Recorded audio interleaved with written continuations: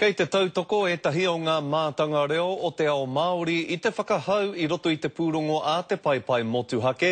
E ki ana kei roto I ngā ringaringa o te iwi Māori, te oranga, te huru mututanga rānei o te reo. Ko te wero nui a tēnei pūrongo, e te ao Māori whakatikatika I a koutou. He nui ngā mahi kei mua I a koutou,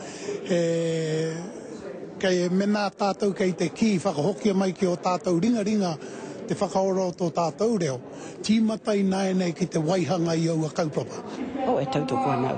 E tautoko anau te kaupapa nei te take. Kei te noho marara ke wehe katoa ngā rōpū e aroha ana ki te reo. Engari ka noho wehe tātou kare tāia tēnei kaupapa. E tīmatanga tēne. Tīmata e pai ai. Engari ka huarangi nua nei. Minita te kawana. Pai noho tērā, pai te kaupapa engari, ko te mea nui ke huai tērā hei whakaki. Pēnā he minita kore take, kai raro e putuan.